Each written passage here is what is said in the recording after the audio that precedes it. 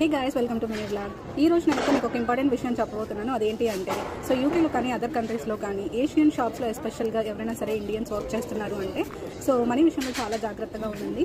ఎందుకంటే వచ్చేసి మనకి డబ్బులు ఇస్తామని చెప్పి అయితే మోసం చేస్తారు. మా ఫ్రెండ్ అయితే ఆల్మోస్ట్ 3 months షాప్గా అయితే ఒక రెస్టారెంట్లో వర్క్ చేసిందనమాట. సో తనకు వచ్చేసి Day 1 నుంచి పేమెంట్స్ అయితే ఆపేశారనమాట, ఇవ్వలేదు. అండ్ తనకు ఆఫర్ లెటర్ అడిగినప్పుడు కూడా వచ్చేసి ఇస్తామని చెప్పారు. కాకపోతే మన వాళ్ళే కదా అని చెప్పేసి నమ్మి పాపం ఒక్కటి సింగిల్గా అయితే కిచెన్ మొత్తం రన్ చేసింది. సో తనకైతే ఇప్పుడు వచ్చేసి డబ్బులు కూడా ఇవ్వట్లేదన్నమాట. ఆల్మోస్ట్ వచ్చేసి 5,000 pounds అయితే ఇవ్వాలి. సో ఇలా చాలా మంది చేస్తారు. సో మనీ అడిగితే వచ్చేసి నువ్వేం చేసుకుంటావు చేసుకో, డబ్బులు అయితే ఇవ్వమన్నట్లు చెప్తున్నారు. సో ఎస్పెషల్గా వచ్చేసి ఇండియన్స్ అయితే అసలే నమ్మకండి.